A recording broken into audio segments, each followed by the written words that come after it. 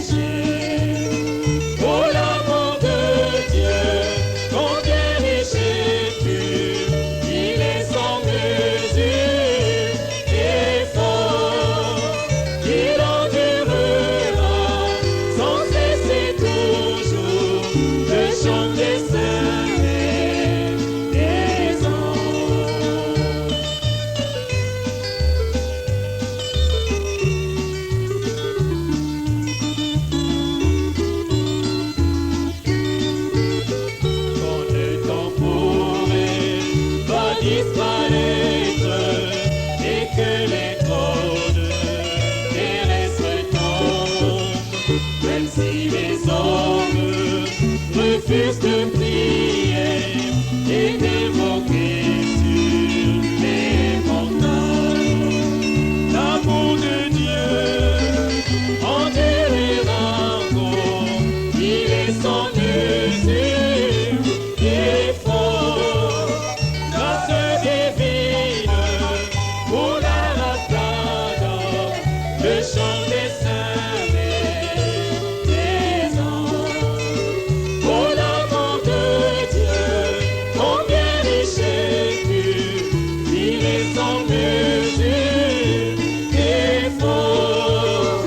Il endurera sans cesser toujours le chant des saints des anges.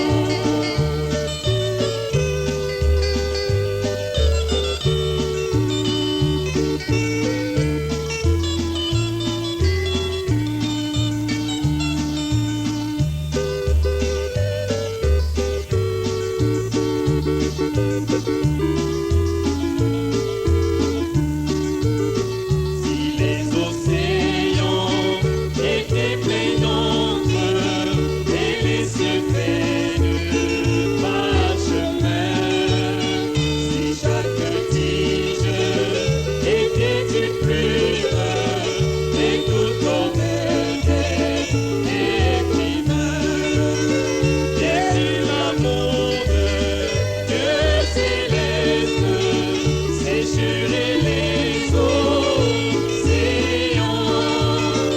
le rouleau ne peut contenir le tout, quoique étendu bout à l'eau. Oh l'amour de Dieu, combien riche et pur, il est sans mesure et fort. Il endurera sans cesser toujours le chant des saints des anges. Oh l'amour de Dieu, combien riche et pur, il est sans mesure et fort. Il endurera sans cesser toujours le chant des saints des anges.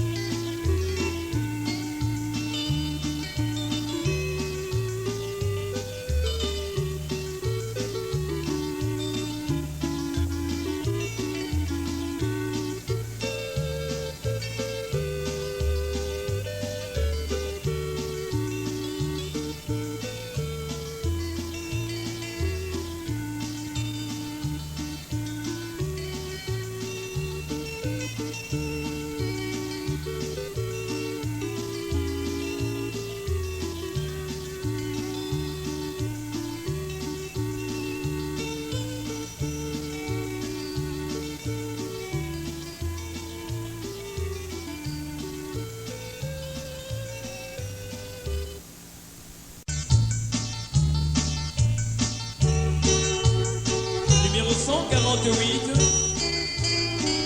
c'est la promesse de la dernière Louis.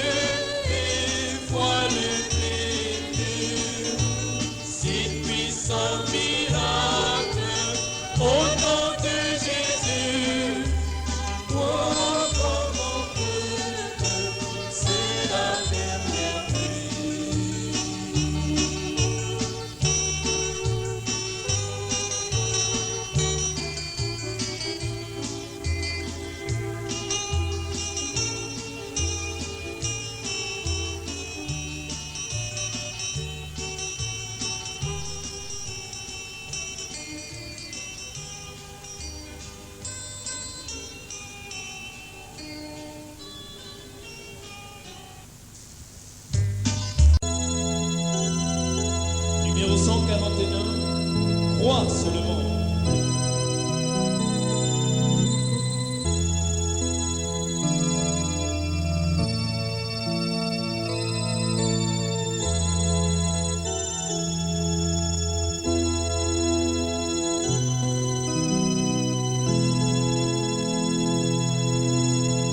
Crois seulement.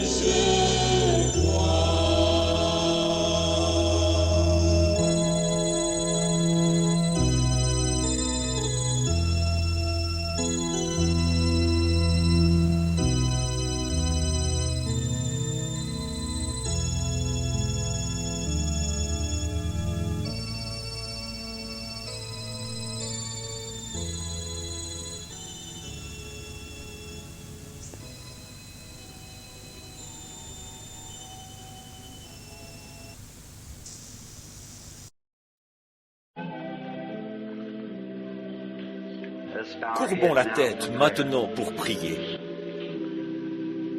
Gracious Heavenly Father, the Almighty God, Bienveillant Père Céleste, Dieu Tout-Puissant, qui a ramené Jésus-Christ d'entre les morts et qui nous l'a présenté en ces derniers jours dans la puissance du Saint-Esprit. Nous sommes reconnaissants pour ces puissantes visitations du Dieu immortel. Et maintenant, Père, une autre heure est devant nous, une heure qui pourrait changer la destination éternelle de bien des gens. Et pour aborder ceci, Seigneur, nous sommes insuffisants. En effet, les Écritures déclarent que l'agneau a pris le livre et a ouvert les sceaux. Ô agneau de Dieu, viens, nous t'en prions. Nous t'invoquons, Seigneur, toi le glorieux Rédempteur. Viens et montre-nous ton plan de la rédemption qui a été caché pendant toutes ces années. Brise pour nous ce 5e sceau ce soir, Père, et révèle ce qu'il y a pour nous sous ce sceau, qu'ainsi nous puissions repartir de meilleurs chrétiens que nous le sommes en ce moment, que nous soyons mieux préparés pour la tâche qui nous attend. Nous le demandons au nom de Jésus. Amen. Vous pouvez vous asseoir.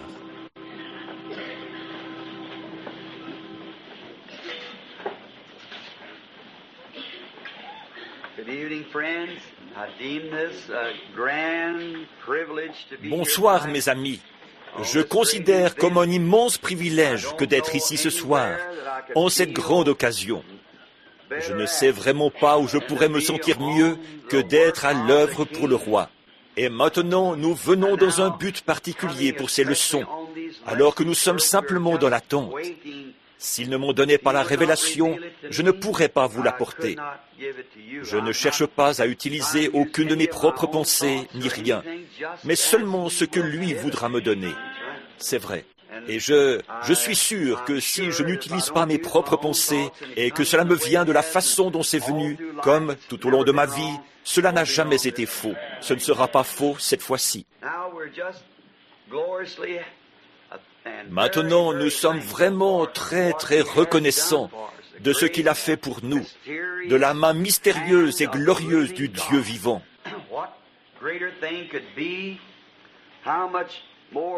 Qu'est-ce qu'il pourrait y avoir de plus glorieux? Pourrions-nous avoir un plus grand privilège que d'être en présence du Roi des rois, du Seigneur des seigneurs?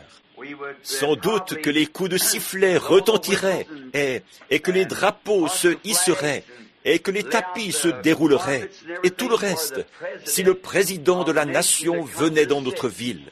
Mais pensez un peu, et ce serait très bien, ce serait un honneur pour cette ville. Mais pensez-y, ce soir, dans notre modeste petit tabernacle, nous invitons le Roi des rois, Dieu.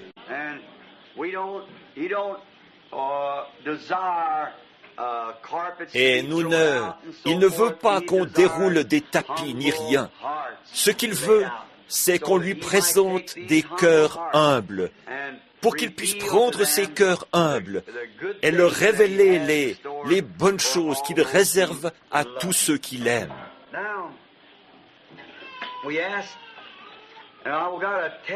Maintenant, nous avons demandé, et il y a un témoignage que j'aimerais donner. Or, il se peut que je me trompe. On vient juste de m'en parler, et je pourrais me tromper. Mais je pense que les gens qui sont concernés dans ce témoignage sont ici. Donc, il y a quelques jours, quand j'étais à la maison en Arizona, où j'habite maintenant, nous avons reçu un appel au sujet d'un petit garçon qui souffrait de rhumatisme articulaire aigu, ce qui peut provoquer des lésions cardiaques. Et il était tellement... Son père et sa mère sont de très chers amis à moi. Il s'agit d'un de nos diacres ici à l'église, frère Collins. Son petit garçon, le petit Mickey, le camarade de Joe, souffrait de rhumatisme cardiaque. Les médecins l'avaient renvoyé à la maison, ils l'avaient fait mettre au lit, et ils avaient dit aux parents de ne même pas le laisser se lever, ni soulever sa tête pour boire de l'eau. Il devait boire avec une paille, tellement il était malade. Et les parents, ils sont fidèles, ce sont des habitués du tabernacle ici, et ils croient. Et l'autre soir, ce n'est pas que nous voulions attendre, mais nous avions annoncé qu'il y aurait service de guérison dimanche. Mais, étant donné qu'il nous faudra répondre aux questions, alors nous avons dû annuler le service de guérison. Et puis, il y avait une petite chose que je gardais au fond de moi, dans mon cœur. La mère et le père ont demandé s'ils pouvaient amener l'enfant dans le bureau. Alors ils ont amené le petit garçon là derrière, et le Saint-Esprit l'a déclaré guéri. Et alors, les parents, ils ont respecté cela. Donc, ils ont ramené leur petit garçon à la maison et ils l'ont envoyé à l'école. Ils l'ont envoyé à l'école tout simplement. Le médecin l'a appris et donc le médecin n'était pas très content de la chose. Alors, il a dit à la mère que l'enfant devrait être au lit, évidemment. Et elle lui a raconté l'histoire. Je pense que cet homme est si j'ai bien compris, c'est un chrétien, un croyant d'une dénomination. C'est un adventiste du 7e jour, ce médecin. Et donc, il a dit, eh bien, vous devriez, il faudrait que cet enfant, que je l'examine. Il a dit, vous devriez au moins le faire examiner. Elle a dit, très bien. Elle a amené l'enfant chez le médecin et il l'a examiné, il a fait une analyse de sang. C'est par là qu'on peut voir s'il y a du rhumatisme articulaire aigu. Et d'après ce que j'ai compris, le médecin était tellement stupéfait qu'il ne savait pas quoi faire. Le petit garçon est tout à fait normal, en parfaite santé. On n'a pas trouvé le moindre. Maintenant, est-ce que les Collins sont ici? Il se peut que j'ai raconté ça de travers. C'est bien ça, Sir Collins? Oui, très bien. Oui, c'est le petit Mickey Collins, qui a seulement 6 ou 7 ans. Et c'est arrivé juste ici, dans le bureau, il y a peut-être 3 soirs de ça. Oh, il a fallu qu'il y ait quelqu'un de plus qu'un être humain dans ce bureau. C'est le grand et puissant Jéhovah, c'est exact, qui vient pour honorer sa parole. Et je suis si reconnaissant d'apprendre cela. Voyez, je sais que nous le sommes tous. Pas seulement moi, mais nous le sommes tous. En effet, qu'en serait-il si c'était votre petit garçon ou mon petit garçon? Et souvenez-vous, je raconte des témoignages. J'en donne seulement un, ici et là, parmi tant d'autres. Il en arrive partout. Mais c'est juste pour vous montrer que mon vrai ministère, c'est la guérison divine. Mais vous, je suis ici pour les sots, parce que, un peu plus tard, vous comprendrez pourquoi il a fallu que je fasse ceci. Alors, je ne suis pas un docteur, je ne suis pas un théologien, je prie simplement pour les malades, et j'aime le Seigneur. Et maintenant, là-dessus, bien que, hier soir, nous avons raconté le témoignage de la petite fille, j'ai son nom, Billy là, quelque part, maintenant, celui des parents et qui ils sont. Et cette petite fille était en phase terminale de la leucémie. Elle était tellement malade qu'il ne pouvait plus la nourrir par la bouche. Il fallait lui donner des transfusions de sang. Et elle était très mignonne. Elle était petite pour son âge, à peu près de la taille de cette petite demoiselle, ici, je pense. Mais elle était à peu près de cette taille-ci, Ils étaient comme la plupart d'entre nous. On pouvait voir, d'après les vêtements de l'enfant et des parents, que c'étaient des gens très pauvres, vraiment très pauvres. Et alors, mais ils étaient très respectueux. Et le Saint-Esprit a déclaré cet enfant guéri. Maintenant, pensez un peu à ça. Elle avait la leucémie, cette petite, et son sang était tellement mauvais qu'on ne pouvait même plus la nourrir par la bouche. Elle devait se faire aller à l'hôpital et se faire donner du sang ou des transfusions par les veines pour la nourrir. Ça doit être du glucose, je pense, ou quelque chose. Je ne connais pas les termes médicaux de cette maladie, mais toujours est-il qu'il fallait la nourrir par ce moyen-là. Et l'enfant n'avait pas encore quitté les lieux qu'elle réclamait un hamburger.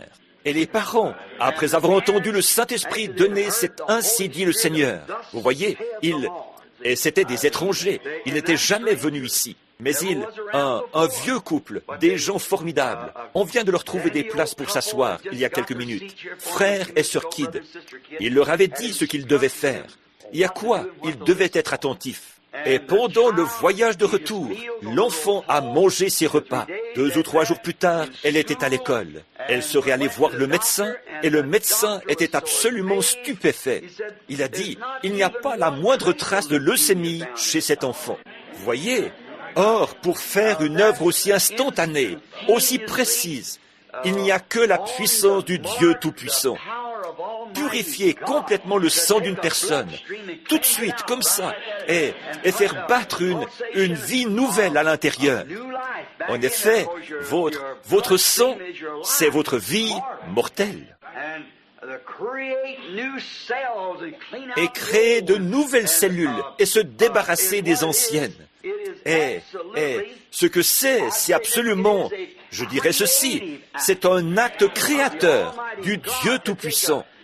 Un sang qui était tellement contaminé par le cancer que la pauvre petite était toute jaune et boursouflée. Et en quelques minutes seulement, le transformer en un sang tout neuf. Je crois, je ne vais pas le dire en son nom, je vais le dire selon la révélation de ma foi. Ce qui s'est passé dans le canyon Sabino l'autre jour, je crois que l'heure est proche où des membres manquants vont être remis en place et la puissance glorieuse du Créateur. Je crois que s'il peut faire apparaître un écureuil qui n'a... Ici, il s'agirait d'un homme ou d'une femme à qui il ne manque qu'un membre, alors que là, c'était l'animal lui-même, au complet. Il est Dieu. Je l'aime. Eh bien, maintenant, je me lance dans des sujets comme ceux-là. Et on pourrait continuer comme ça à parler. Mais il y a des gens debout contre les murs, et dans les couloirs, les salles, et tout. Alors, je vais aborder tout de suite le message. Et je veux dire ceci, et je veux rendre grâce à celui qui est omniprésent. C'est qu'aujourd'hui, alors que je ne savais rien du tout de ce 5e sceau, celui-ci m'est venu de la même manière mystérieuse ce matin, à peu près 1 heure avant l'aube, pendant que j'étais en prière. Et aujourd'hui, depuis 5 ou 6 jours, tout ce que je fais, c'est de rester assis dans une petite pièce, sans voir personne. Je sors seulement pour prendre mes repas avec un ami, avec quelques amis à moi ici. Et bien sûr, vous savez de quel ami je parle. C'est de frère et sœur Wood. Oui. Et vous savez, et je me suis installé là-bas. Et je loge chez eux. Et tout le monde a été bien gentil. Il n'y a pas eu quoi que ce soit. Tout simplement, j'essaie de me concentrer sur ce message des sceaux. C'est important. Je crois que c'est l'heure où cela doit être révélé. L'heure où la révélation en est donnée. Maintenant, je veux que vous vous assuriez bientôt, aussitôt que possible, de mettre par écrit les choses que vous ne comprenez pas au sujet de ces 7 sceaux, si vous les avez notés, et de les déposer sur la chaire. Peut-être que Frère Neville ou quelqu'un pourrait mettre une boîte ici. Ah, voici, maintenant je les vois, c'est bien. Je préfère les avoir ce soir, comme ça je pourrais peut-être avoir du temps pour les étudier d'ici à dimanche matin. Maintenant, pour cette fois-ci, ne demandez pas des choses comme, par exemple, est-ce que la preuve qu'on a le Saint-Esprit, c'est ceci? Voyez, j'aimerais que ça cadre avec ce que j'ai enseigné, vous voyez, pour que nous puissions bien éclaircir un seul sujet, comme les âges de l'Église, vous voyez, parce que c'est celui-là que nous traitons en ce moment. Maintenant, par exemple, si nous allions prier pour les malades, alors là, peut-être qu'il faut un autre genre de prière. Et vous avez une onction, vous venez pour autre chose, vous savez, vous cherchez la face de Dieu pour savoir, est-ce qu'il va y avoir quelqu'un là-bas ce soir, Seigneur? Oui, elle portera une robe jaune, elle sera assise dans le coin droit. Quand tu l'appelleras, dis tel nom, et dis-lui qu'elle a fait telle et telle chose, et qu'elle a telle et telle chose. Ensuite, vous y allez, vous regardez bien, et elle est là, voyez? Et voilà, voyez-vous, c'est autre chose. Voyez? Mais ici, la prière que je fais, c'est « Seigneur Jésus, quelle est l'interprétation de ceci? Révèle-le-moi. Amen. » Bon, maintenant, ressortons notre épée et la parole. Je suis reconnaissant, frère Neville, tant pour son soutien spirituel que pour son amour fraternel. Il est ici, derrière moi, et il prie pour moi. Et la même chose pour vous dans la salle. Et maintenant, ce soir, comme c'est vendredi, nous allons tâcher de faire, on ne peut pas traiter tous les points, c'est impossible. En effet, rien que sur cela, un de ces sceaux, on pourrait rester, simplement le montrer d'un bout à l'autre de l'écriture, d'un bout à l'autre. Voyez, il faudrait des mois et des mois. Et même là, on ne l'aurait pas tout vu, parce que le sceau lui-même relie toute l'écriture, de la Genèse à l'Apocalypse. Rien qu'un des sceaux. Alors, ce que j'essaie de faire, c'est, pour ne pas trop m'en écarter, je griffonne un passage de l'Écriture, ou une petite note ici, quelque part, pour ne pas que pour rester toujours sur mon sujet, il faut que je garde l'œil là-dessus, parce que quand je parle j'espère que c'est par l'inspiration juste. Et alors, quand je baisse les yeux pour regarder, et quand je me mets à parler, et que je m'aperçois que je suis lancé dans un sujet, je fais demi-tour, je change de direction, en essayant de prendre un autre passage de l'Écriture, pour aborder ce point-là, vous voyez. Jeter un peu de lumière de ce côté-là, au lieu de chercher à continuer là-dessus.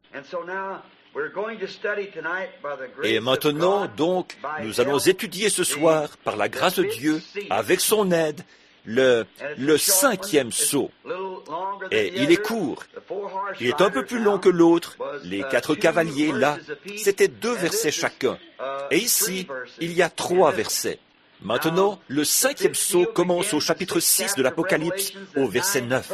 Et maintenant, si par hasard vous êtes un nouveau venu et que vous n'étiez pas là pour les 4 cavaliers, eh bien, vous voyez, parfois, on revient un peu en arrière pour ajouter une petite chose. Et quand on le fait, on s'attend à ce que les gens comprennent.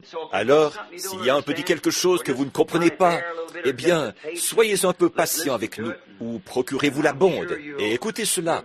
Et je suis sûr que vous en retirerez une bénédiction. Moi, j'ai été béni. J'espère qu'il en sera de même pour vous. Maintenant, si tout le monde est prêt, du verset 9, donc, au verset 11, ou au verset 11 inclus. Quand il ouvrit le 5e sceau, je vis sous l'autel les âmes de ceux qui avaient été immolés à cause de la parole de Dieu et à cause du témoignage qu'ils avaient rendu. Ils crièrent d'une voix forte en disant « Jusque à quand, souverain saint et véritable, tardes-tu à juger et à tirer vengeance de notre sang sur les habitants de la terre ?» Une robe blanche fut donnée à chacun d'eux, et il leur fut dit de se tenir en repos quelque temps encore, jusqu'à ce que fût complet le nombre de leurs compagnons de service, de leurs frères, qui devaient être mis à mort comme eux. Maintenant, voici quelque chose d'assez mystérieux. Et maintenant, pour les bondes, et par égard pour les membres du clergé et les docteurs qui sont assis ici, voici, si vous le voyez autrement, c'était aussi mon cas. Mais j'apporte simplement cela selon l'inspiration qui a complètement transformé ma façon de le voir. Voyez? Et je découvre ensuite, à mesure qu'ils sont révélés, que tout cela concorde et fait le lien entre les âges de l'Église et les Écritures, que cela cimente le tout. Voyez? Et c'est pour cette raison que je crois que cela vient de Dieu. Maintenant, nous nous rendons compte et je trouve que parfois nous nous reposons sur ce qu'un éminent docteur peut avoir dit là-dessus. Voyez? Et c'est très bien. Je ne condamne pas le docteur, absolument pas. Et je ne condamne personne. Tout ce que je condamne, c'est le péché, l'incrédulité. Personne. Certaines personnes ont dit, vous condamnez les organisations. Pas du tout. Je condamne le système de l'organisation, pas les gens qui sont dedans, pas le groupe de gens qui forment l'organisation, vous savez, mais le système qui les gouverne. Voilà ce que je condamne, chez les catholiques comme chez les protestants. C'est pareil. Oh là là, j'ai certains des meilleurs amis que je connaisse sont catholiques. Simplement Est-ce que vous vous rendez compte? Et il se peut que cet homme soit ici ce soir. C'est possible. Si nous avons pu construire ce tabernacle, c'est seulement grâce à un catholique romain qui s'est levé au palais de justice là-bas, et il s'est avancé pour prendre ma défense, et, oh, comme personne n'aurait pu le faire. C'est vrai. Alors, ils n'ont pas eu d'autre choix que d'accepter. C'est vrai.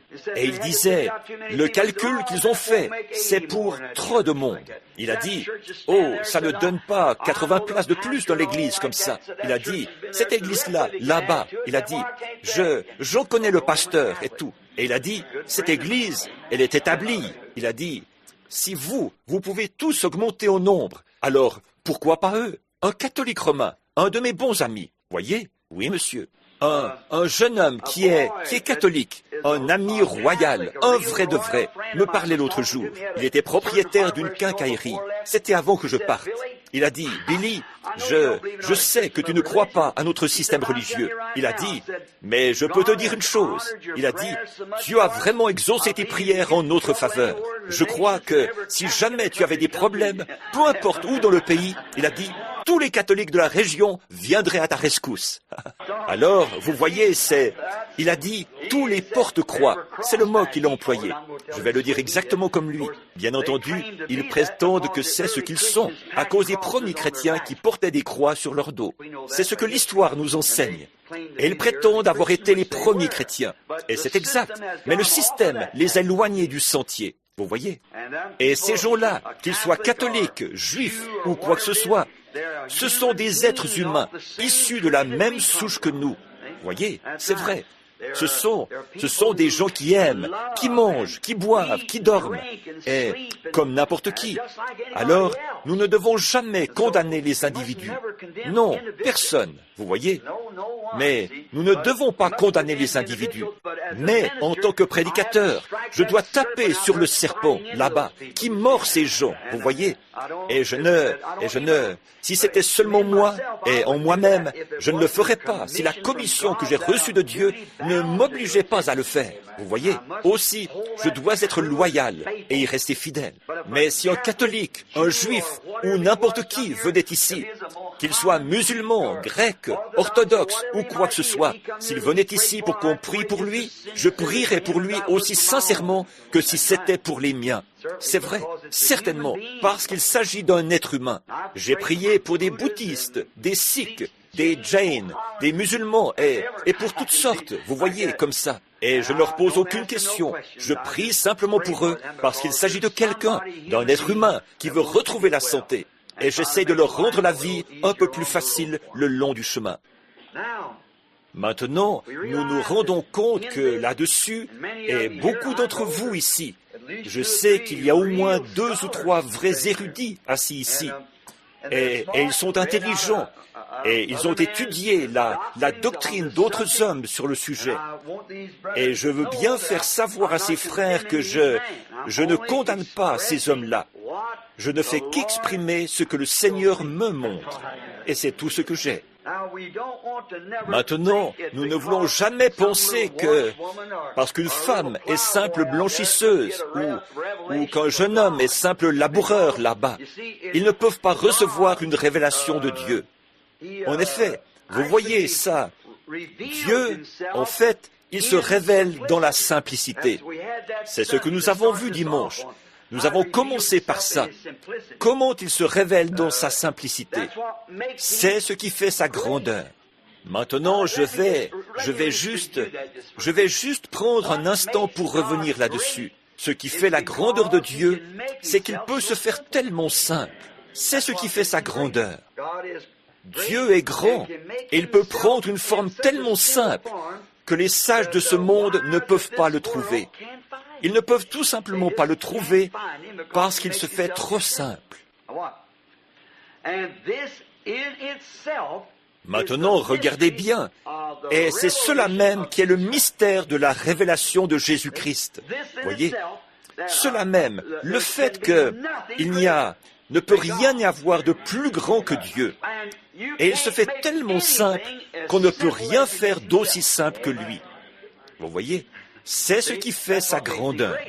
Voyez, maintenant, un grand homme, tout ce qu'il peut faire, c'est de s'élever encore un peu. Ou peut-être qu'il va s'abaisser pour vous dire « bonjour », voyez, ou quelque chose comme ça. Mais il ne peut pas se faire petit. C'est plus fort que lui. Il est un être humain. Il ne peut tout simplement pas se faire petit. En effet, dès qu'il se sent trop diminué, alors tout de suite, il va se mettre à parler de ce qu'un autre a fait, et ainsi de suite. Et c'est comme ça qu'il recommence à s'élever, vous voyez. Mais pour monter en Dieu, il faut descendre.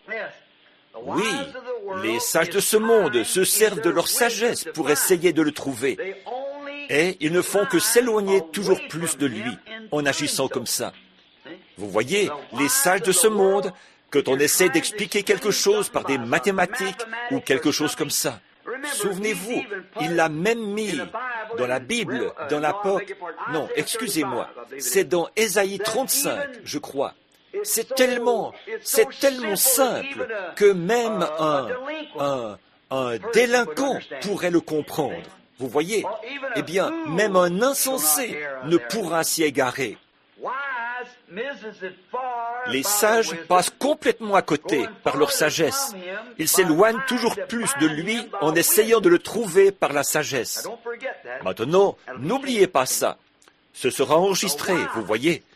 Les sages, avec leur sagesse, ils vont tellement loin pour essayer de le trouver par leur sagesse qu'ils le manquent, vous voyez. S'ils pouvaient être assez grands pour être assez simples, ils pourraient le trouver. Si vous êtes assez grand pour vous faire assez simple, vous le voyez.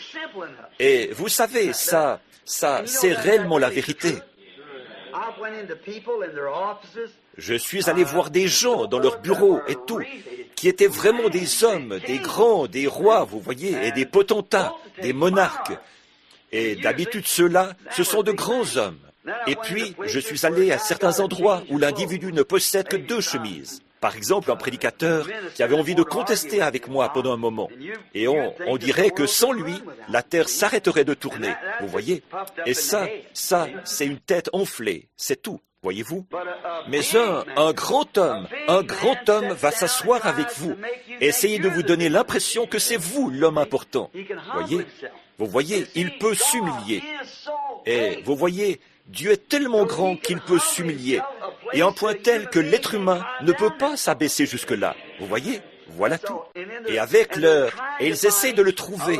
Maintenant, regardez, ils essaient de le trouver en envoyant leurs jeunes dans des écoles pour qu'ils obtiennent leur licence en lettres.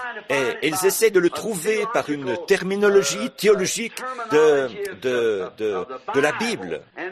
Et ils essaient de le trouver par des programmes éducatifs et par des programmes organisés et par de beaux ornements. Et ils essaient de trouver. Il n'est pas là du tout. Vous luttez contre le vent. Voilà tout. Vous vous en éloignez. S'il pouvait être assez grand pour être assez simple, il pourrait le trouver dans cette direction, en étant simple. Mais tant que vous allez dans le sens de la sagesse, vous vous éloignez de lui. Maintenant, je vais préciser cela pour que vous le saisissiez bien. Tant que vous cherchez à trouver Dieu par la sagesse, comme ça s'est passé dans le jardin d'Éden, comme ça s'est passé au jour de Moïse, comme ça s'est passé au jour de Noé, comme au jour de Christ, au jour de Jean, au jour des apôtres, et jusqu'à ce jour, quand vous cherchez à résoudre cela, que vous cherchez à trouver Dieu par la sagesse, vous vous éloignez toujours plus de lui. Vous cherchez à comprendre. Il n'y a pas moyen de le comprendre. Acceptez-le, c'est tout. Voyez, croyez-le, c'est tout. Ne cherchez pas à comprendre. Je ne comprends pas le pourquoi d'un tas de choses. En fait, il n'y a pas grand-chose que je comprends ou que je peux comprendre. Je ne comprends pas comment il se fait que ce jeune homme qui est assis là, il mange la même nourriture que moi. Et lui, il a tout plein de cheveux, alors que moi, je n'en ai pas du tout. Je ne comprends pas ça. On me dit que c'est une question de calcium, et je passe mon temps à me couper les ongles, alors que je n'ai pas de cheveux du tout à couper. Je ne comprends pas ça. Comme on dit, ce n'est pas pour sortir des choses sérieuses, mais ça l'est, sérieux. Mais je n'ai pas encore abordé le seau. Comment se fait-il qu'une vache noire qui mange de l'herbe verte peut donner du lait blanc qui se transforme en beurre jaune? Ça, je ne peux certainement pas l'expliquer, vous voyez. En effet, vous voyez, chaque chose provient de l'autre. Comment ça fonctionne, je ne peux pas l'expliquer. Je ne peux pas expliquer comment on peut avoir deux lys ou deux fleurs de la même espèce et que l'une soit rouge et l'autre jaune, que l'une soit brune et l'autre bleue. Je ne le comprends pas. C'est le même soleil pour chacune d'elles. D'où vient la couleur? Voyez, je ne peux pas l'expliquer, mais il faut quand même l'accepter. J'aimerais bien qu'un grand théologien vienne m'expliquer comment la Terre fait pour rester sur son orbite. J'aimerais bien vous voir arriver avec votre science à lancer une balle en l'air pour qu'en tournant, elle fasse sa deuxième révolution au même endroit. Vous ne pouvez pas. Et pourtant, tout est synchronisé si parfaitement qu'ils peuvent dire à la minute près qu'on va avoir lieu une éclipse du soleil prévue pour dans 20 ans. Il n'y a pas de montre, pas d'horloge, aucun mécanisme qui soit aussi parfait. Et pourtant, elle reste là. Et, en plus, elle est inclinée. Qu'est-ce qui se passerait si elle se redressait un petit peu? Oui, vous ne faites que vous rendre ridicule en essayant, voyez-vous. Alors, vous voyez, ne cherchez pas à acquérir de la sagesse pour comprendre. Croyez simplement ce qu'il dit. Et plus vous deviendrez simple, alors voilà, c'est là que vous le trouverez. Donc, je suis si reconnaissant de ça, reconnaissant de ce qu'il soit, ce soit fait simple. Maintenant, nous voyons le verset 9 du chapitre 6. Je commence, là. Quand il ouvrit le 5e sceau, je vis sous l'autel les âmes de ceux qui avaient été immolés à cause de la parole de Dieu et à cause du témoignage qu'ils avaient rendu.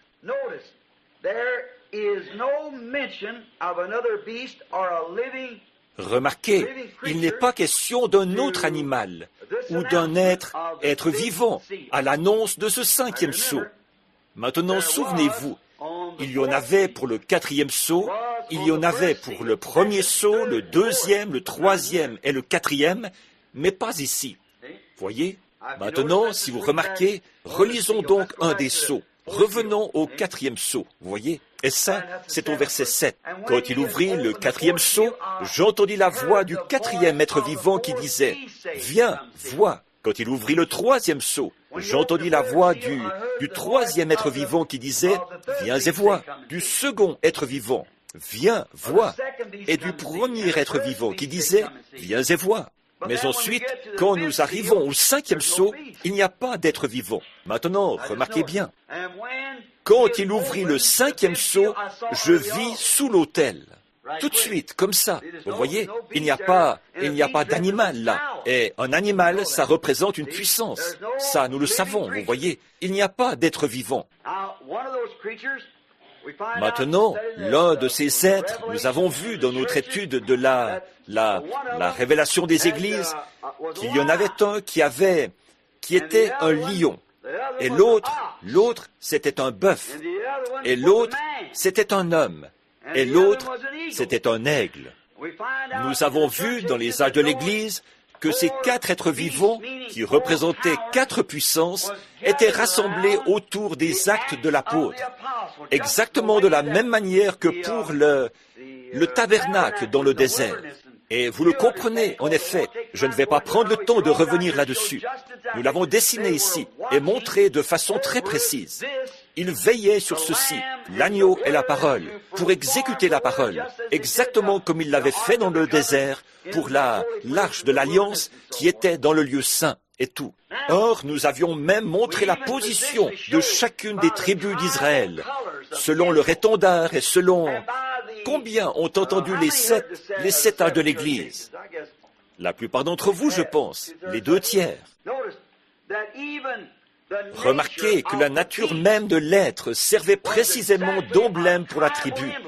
La façon dont les 12 tribus étaient placées, 4 de chaque côté ou 3 tribus de chaque côté. Et les 4 êtres étaient là qui montaient la garde, les tribus dans les 4 directions. Et quand nous avons démontré précisément par les évangiles, quand on entrait dans l'arche, il veillait sur l'arche, sur l'alliance. Et puis nous avons vu que l'alliance de la nouvelle Église, sa représentation sur la terre, c'était le Saint-Esprit. Le sang a fait revenir sur nous le Saint-Esprit. Et les 4 êtres représentaient, ils étaient comme les 12 tribus d'Israël qui montaient la garde. Et, en étudiant la nature de chacun d'eux, on a vu que leur nature même correspondait très précisément à chacun des 4 évangiles. Ça correspondait parfaitement. L'un parlait du lion, l'autre du bœuf et l'autre les 4 évangiles. Voilà, les 4 évangiles sont la protection du Saint-Esprit. Amen. Ça me laisse toujours songeur. J'y repense souvent. Et ça doit bien faire 6 ans, je pense, que j'ai entendu un grand homme dire que les actes des apôtres n'ont été que l'échafaudage. J'ai entendu ça bien des fois. Mais de l'entendre de la bouche d'un homme qui jouit d'un tel prestige comme prédicateur et comme docteur, qui a écrit des livres bien connus, qui sont lus partout, que lui, il dise que les actes des apôtres ne sont pas vraiment indiqués comme enseignement pour l'Église.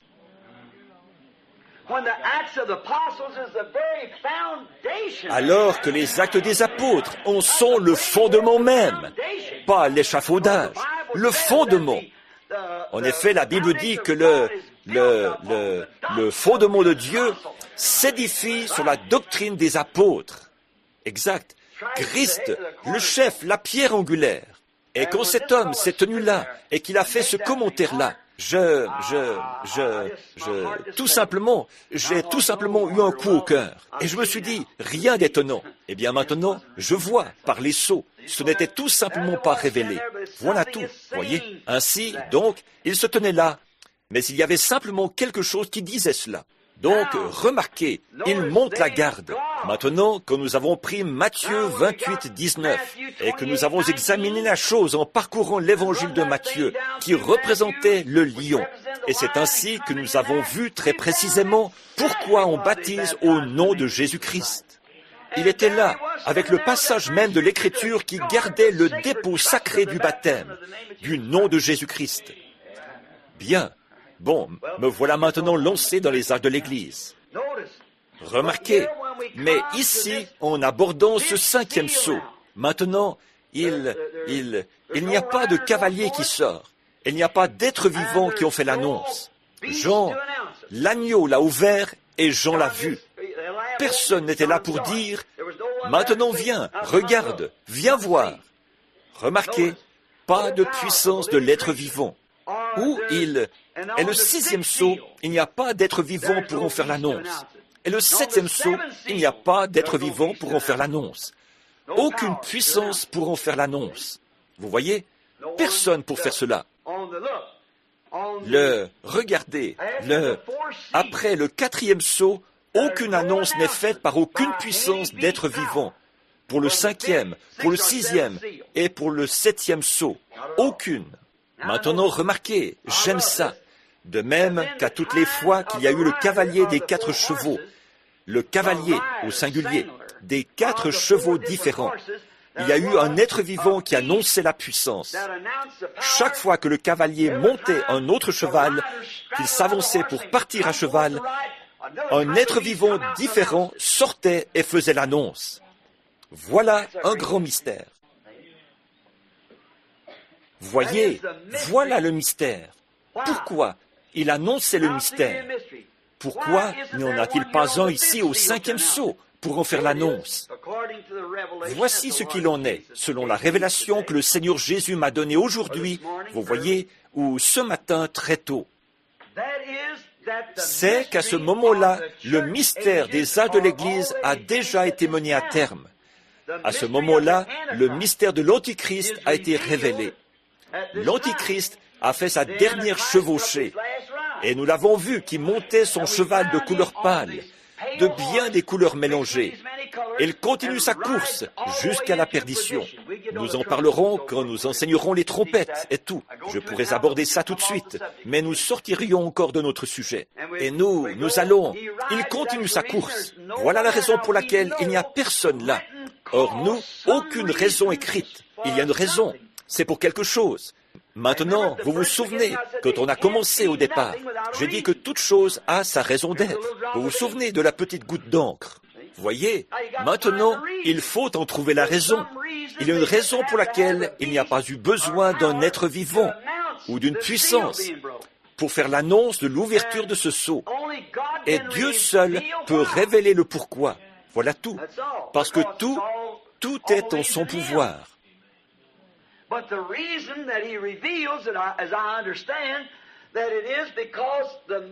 Mais la raison pour laquelle il le révèle, comme je le comprends, c'est parce que le mystère du livre de la rédemption, pour ce qui est de dévoiler l'Antichrist, et en même temps, l'Église est partie.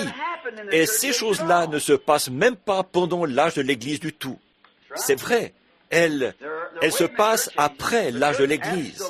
L'Église est partie dans l'enlèvement à ce moment-là, absolument.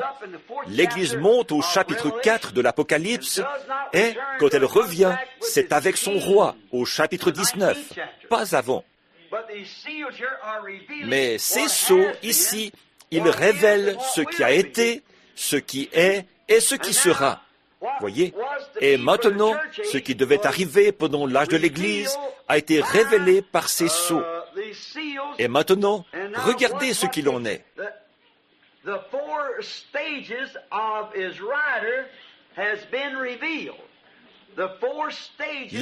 Les 4 étapes de son cavalier ont été révélées. À ce moment-là, les 4 étapes de la course de l'Antichrist ont été révélées. C'est pourquoi ils ne sont plus nécessaires.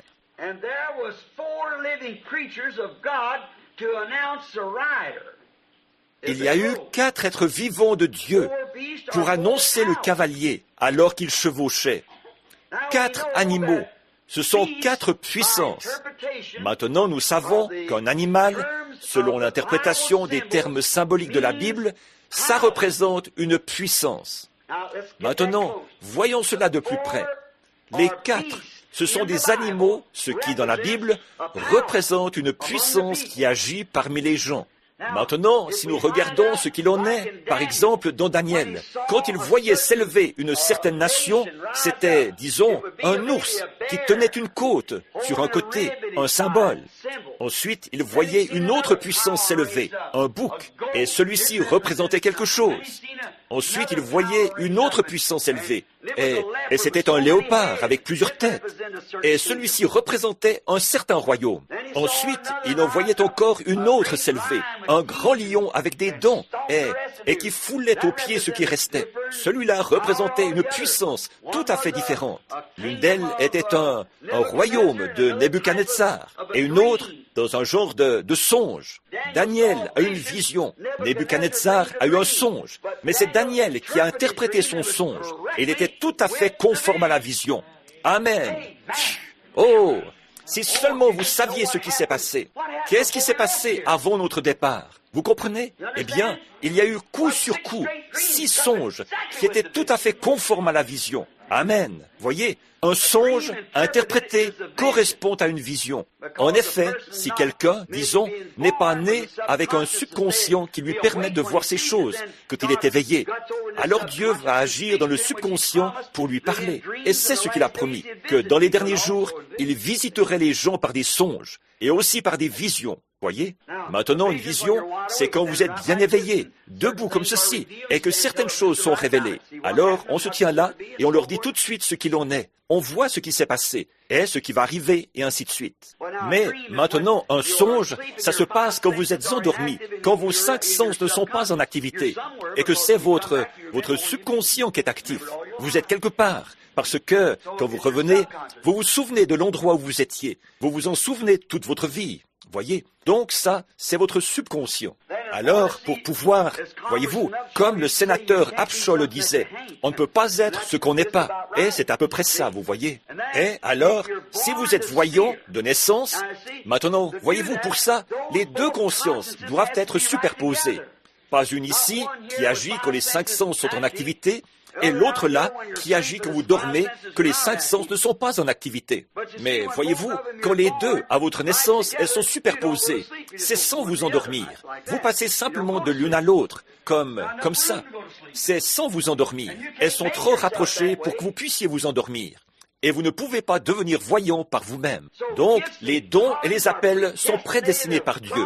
Ce sont les dons et les appels de Dieu, même sans repentance, nous dit la Bible.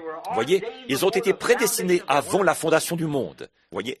Bon, donc, nous voyons que un animal, dans Daniel, ça représentait une puissance qui s'élevait parmi les gens. Bien. Et les visions de Jean ici aussi ont montré que c'était des puissances, des nations qui s'élevaient. Par exemple, les États-Unis apparaissent dans Apocalypse 13 sous la forme d'un agneau. Et alors, si vous voulez savoir autre chose, vous dites, mais là, il est question de puissance nationale. Un animal, ça représente aussi une puissance sacrée. Le saviez-vous? Remarquez, Rebecca, quand le serviteur d'Abraham, Eliezer, quand il est allé chercher Rebecca, il l'a fait monter sur un chameau, sur le chameau même qu'elle avait fait boire. Et c'est ce chameau-là qu'elle a monté pour aller à la rencontre de son époux invisible. Ce qu'elle avait fait boire, c'est cela même qui l'a conduite vers sa demeure future et vers son mari. Et c'est pareil aujourd'hui, voyez-vous, la chose même que l'Église fait boire, c'est-à-dire la semence de la parole. C'est cette même parole qui prend vie et qui nous conduit vers notre époux invisible. Voyez? Et regardez comme c'est parfait. Isaac avait quitté la maison et il était dans les champs. Il n'était pas à la maison quand Rebecca l'a vu. De même, l'Église rencontre Christ dans les airs. Et ensuite, il la ramène avec lui à la maison du Père, où les demeures ont été préparées. Isaac a fait la même chose avec Rebecca. Et remarquez, ça a été le coup de foudre. Oh là là! Elle a vraiment couru à sa rencontre. Et de même, l'Église rencontrera Christ dans les airs. Et elle sera avec lui pour toujours. Donc, selon les termes de la Bible, ces animaux représentent des puissances. Remarquez, j'aimerais vous faire remarquer.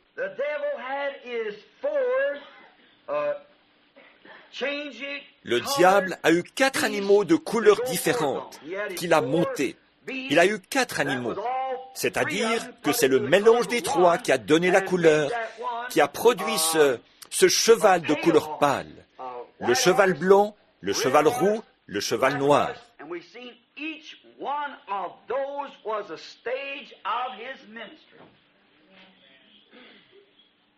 Et nous avons vu que chacun d'eux représentait une étape de son ministère, une étape de l'Église primitive qui avait formé une dénomination à Nicée. L'Église originelle de Pentecôte, sur laquelle le Saint-Esprit avait été répandu au fil du temps, elle s'est laissée gagner par un esprit antichrist. Elle a formé une organisation. Elle a donné naissance à des filles de cette organisation. Il a changé de puissance 3 fois. Ensuite, il les a rassemblées dans un cheval de couleur pâle. Et alors, il a reçu le nom de la mort. Et il a continué sa course sur ce cheval, jusque dans l'éternité. C'est clair comme le jour. Maintenant, remarquez, il monte ce cheval qui lui a été donné. Dieu aussi, il a, chaque fois, maintenant regardez bien, quand l'Antichrist a fait sa première apparition, sous quelle forme est-il apparu? Le cheval blanc, vous voyez, mais aussi innocent que possible, seulement une doctrine dans l'Église. Ils voulaient avoir de la communion. Votre communion, c'est avec Christ, mais eux, ils voulaient une communion. Ils ne pouvaient simplement pas supporter ça. Ils voulaient, vous savez, par exemple, des petits clans vont apparaître dans l'Église. Vous le savez, vous les pasteurs. Voyez, comme ils disent, les oiseaux d'un même plumage. Mais si nous sommes nés de nouveau, frères, ce n'est pas cette attitude qu'on doit prendre. Vous voyez? Non. Maintenant, si nous voyons quelque chose de faux chez nos frères, prions simplement.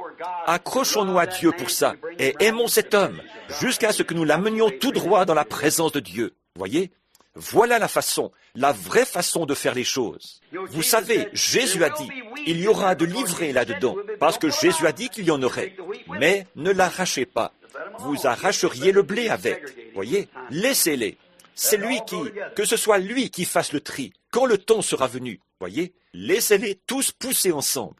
Remarquez, chaque fois que l'animal sortait, l'Antichrist sortait sur un animal. Sa puissance. Oh, j'aime ça. Je commence vraiment à me sentir religieux en ce moment, voyez-vous. Ça doit être la stimulation. Remarquez, quand l'Antichrist Oh, ces révélations dans la présence de cette boule de feu, suspendue là dans la pièce, au point que, oh frère, je la vois depuis mon enfance, mais malgré tout, chaque fois qu'elle s'approche de moi, je prends peur. Il me fait presque perdre connaissance.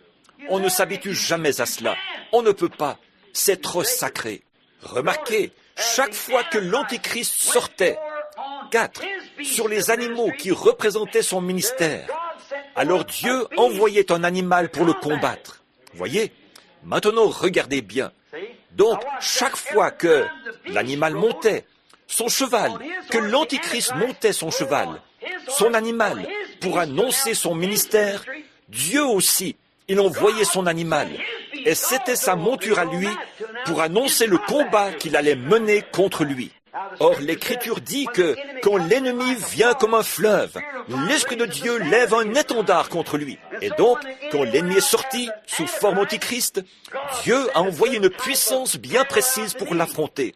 Et puis, quand il est sorti de nouveau, sous forme de cavalier sur un cheval roux, une autre couleur, une autre puissance, un autre ministère, Dieu en a envoyé une autre contre lui pour le combattre, pour que son Église puisse tenir.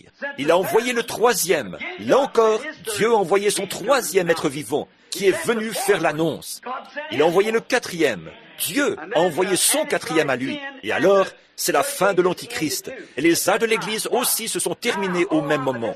Regardez bien. Bon, oh, ça, c'est vraiment bien.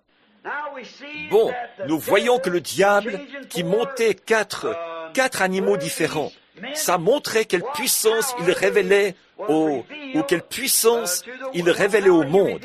Et elles se sont toutes retrouvées à la fin sur ce cheval pâle, la mort. Maintenant, examinons les puissances que Dieu a utilisées dans ces êtres vivants pour les combattre. Le premier être vivant de Dieu, avec lequel il a affronté l'Antichrist, l'esprit Antichrist alors, qu'il n'était encore qu'un enseignement. Maintenant, souvenez-vous, quand l'Antichrist a commencé sa course, c'était par un ministère d'enseignement. L'Antichrist a commencé sa course par un ministère d'enseignement. Maintenant, observez celui qui est sorti pour l'affronter. Le lion de la tribu de Juda, qui est la parole. Quand son faux enseignement est sorti, la vraie parole est sortie pour l'affronter. C'est pour cette raison que nous avons eu un Irénée, un Polycarpe et ces hommes-là, Saint Martin. Quand l'Antichrist chevauchait avec son faux enseignement, Dieu envoyait son enseignement à lui, la parole, le lion de la tribu de Juda, qui est la parole manifestée dans le Saint-Esprit.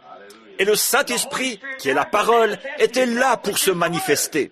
C'est pour ça que, dans l'Église primitive, il y avait des guérisons, des miracles, des visions, de la puissance.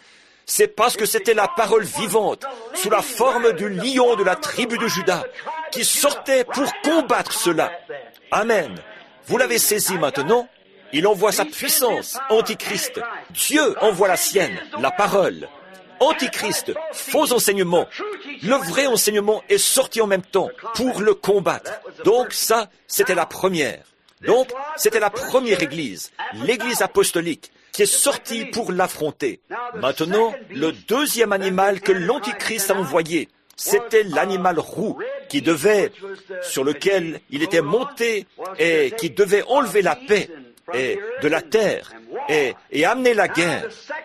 Or, le deuxième qui est sorti pour le combattre, c'était l'être vivant semblable à un bœuf. Le bœuf, ça représente le labeur, une bête de labeur. Et maintenant, si vous voulez, on va s'arrêter un instant. Je veux bien m'assurer que vous le voyez là. Maintenant, voilà quelque chose qui pourrait ne pas être tout à fait clair pour vous. Mais prenons Thyatire ici. Regardez bien et voyez si ce n'est pas là une église qui travaille dur. Voyez-vous? Écris à l'ange de l'église de Thyatire. Voici ce que dit le Fils de Dieu, dont les yeux sont comme des flammes de feu, et dont les pieds sont semblables à de l'airain ardent. Je connais tes œuvres. Vous voyez, tout est une question d'œuvre maintenant, voyez-vous, parce que c'est celui-là qu'il montait. Ton amour ta foi, ton fidèle service. Vous voyez, tout n'est que ta constance et tes dernières œuvres. Encore, 2 fois tes œuvres. Œuvres plus nombreuses que les premières. Vous voyez, on voit là qu'à l'âge de Thyatire, une fois que l'Antichrist a pris pied et que l'âge de Thyatire est arrivé, la petite Église ne pouvait rien faire d'autre que travailler dur, c'est tout. Et autre chose, le bœuf, c'est une bête de sacrifice. Voyez, ils ont donné leur vie tout à fait spontanément, pendant l'âge des ténèbres, pendant ces 1000 ans où le catholicisme a gouverné le monde. Ils s'avançaient sans hésiter, que ce soit oui ou que ce soit non. Ils ne craignaient pas la mort. Si c'était la mort, d'accord. Ils donnaient leur vie, peu importe. Pourquoi? L'esprit même de cet âge-là. C'est pour ça qu'Irénée, c'est pour ça que Polycarpe, que Jean, que Paul, que tous ces grands hommes, ces hommes puissants, ils étaient là à combattre cette chose-là. Paul avait vu cela. Il a dit, je sais qu'il s'introduira parmi vous, après mon départ, des loups, des frères qui enseigneront des choses pernicieuses, qui vous détourneront. Regardez ce petit apôtre qui se tenait là, le visage grave, le dos marqué par le fouet, les yeux remplis de larmes. Mais il pouvait voir plus loin que ce télescope qu'il promène là-bas, et avec lequel il peut voir à 120 millions d'années-lumière, dans l'espace. Lui, il pouvait voir jusque dans l'éternité. Il était là, et il l'a prédit, et il a annoncé que c'est ce qui se passerait. Et il a dit, il est aussi allé jusque dans cet autre âge à venir. Maintenant, remarquez, il était là. Et puis, après lui, c'est Saint Jean qui a vécu le plus longtemps. Et quand Saint Jean, avec l'onction du Saint-Esprit sur lui, essayait de rassembler tous les écrits sacrés pour en faire la Bible, il s'est fait attraper par l'Empire romain et ils l'ont exilé dans l'île de Patmos. Il était là, dans l'île de Patmos, à cause de la parole de Dieu. C'est Polycarpe qui l'a aidé à la traduire. L'autre jour, j'ai lu la lettre que Marie elle-même a écrite à Polycarpe. Et elle le réprimandait. Elle ne le réprimandait pas, mais elle le louait de ce qu'il était un homme courageux, un homme qui avait pu enseigner et accepter l'enseignement de Jésus-Christ, celui à qui elle avait donné naissance et qui venait de Dieu. Le petit mot que Marie, de sa propre main, avait écrit à Polycarpe. Polycarpe a été donné en pâture au lion, vous savez. Non, il était brûlé. Il était trop tard pour qu'il lâche un lion de l'arène. Alors, ils ont démoli une salle de bain, une vieille maison de bain là, et ils l'ont mis dans l'arène et l'ont brûlé. Comme il se rendait dans l'arène, il marchait, la tête baissée. Et le centenier romain lui a dit, « Tu es un vieillard de bonne réputation. Pourquoi ne pas désavouer cette chose-là » Il gardait les yeux fixés au ciel. Et une voix s'est fait entendre de quelque part. Il ne comprenait pas d'où elle sortait. Elle a dit, « Polycarpe, ne crains pas, je suis avec toi. » Oui, pourquoi? Il était fidèle à cette parole. Quand ils ont commencé à empiler les planches sur lui pour le brûler, une musique céleste est descendue. Et les anges, en chœur, quelque part, chantaient des hymnes. Il n'a même pas sourcillé devant les moqueurs. Voilà des hommes courageux. Voilà des hommes qui ne se laissent pas ébranler. Les martyrs, tout au long des âges, ils ont enduré des souffrances atroces. Mais qu'est-ce qu'ils étaient? Ils étaient sous l'inspiration, l'Esprit de Dieu, la puissance. N'oubliez pas ceci, Église. Et vous, les frères, qui écoutez la bande, je veux que vous pesiez bien ceci. Comment des hommes auraient-ils pu faire autre chose que ce que la puissance de Dieu, qui leur avait été envoyée, leur permettait de faire? Pour montrer ça, je vais mettre cette boîte ici. Si Dieu envoie un certain esprit parmi eux, ils ne peuvent faire rien d'autre que ce que cet esprit qui opère parmi eux leur fait faire. Maintenant, nous allons vous le prouver par l'histoire de l'Église et par l'ouverture des sceaux et les puissances qui ont été envoyées. Et vous remarquerez que l'Église obéissait parfaitement à l'onction et ne pouvait faire rien d'autre. Donc, le premier, c'était ce lion qui a rugi, cette parole pure et sans mélange. Le deuxième, celui de Thyatire, c'était le bœuf. Et c'était un labeur, une bête de labeur, pardon. Et c'était aussi une bête de sacrifice. N'est-ce pas que ça correspondait tout à fait à cette pauvre petite église? Rome s'était installée là-bas. Et pendant les 1000 ans qu'a duré l'âge des ténèbres, tous ceux qui ne professaient pas l'appartenance à l'église de Rome étaient tués sur le champ. Et ils ont dû peiner, aller de lieu en lieu. Vous, les francs-maçons, je veux vous faire remarquer. Vous vous souvenez du signe de la croix? Là, vous savez de quoi je parle. Maintenant, remarquez bien.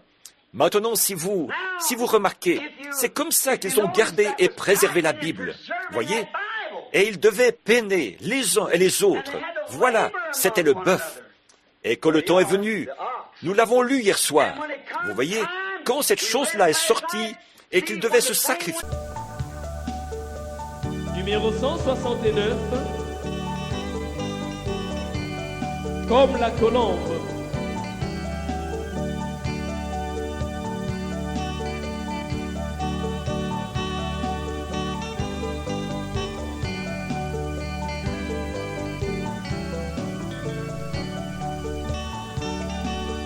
Comme la colombe qui toujours est pure, garde-moi, Seigneur, sur cette terre remplie de souillure.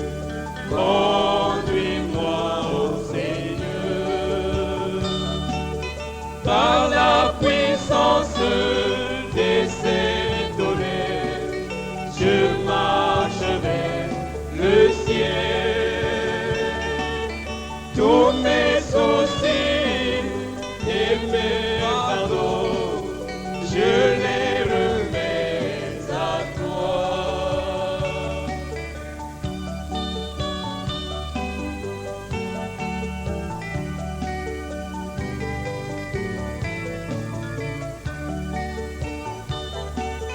Comme un agneau si simple et doux, garde-moi, Seigneur,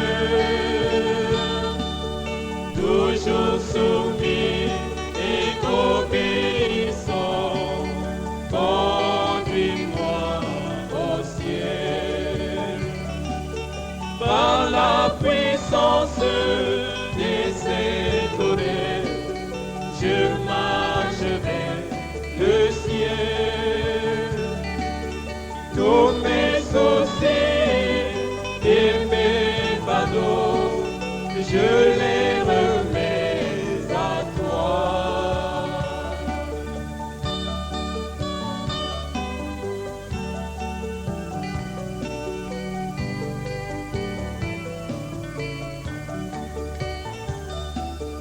Oh, dans le feu, je veux demeurer pour toujours, Seigneur.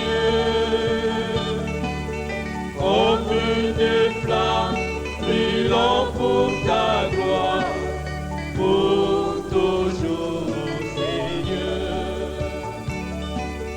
Par la puissance de cette colère, je marcherai le ciel.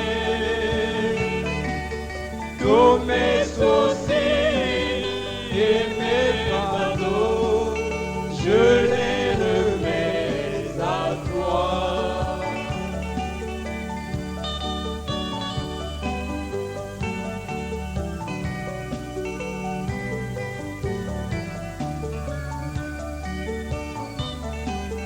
Mon âme soupire après ton esprit, scelle-moi, Seigneur, et que j'ai l'assurance d'être là, dans le glorieux millénium. Par la puissance de cette colère, je marcherai du ciel.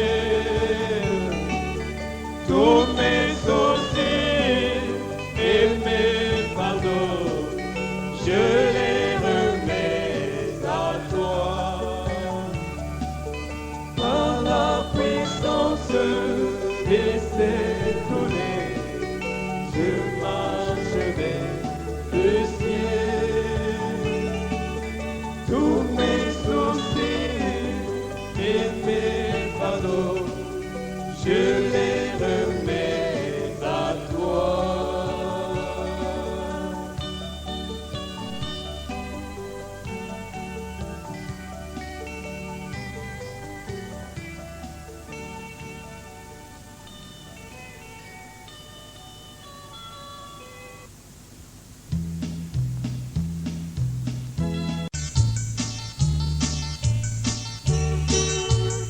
Numéro 148, c'est la promesse de la dernière.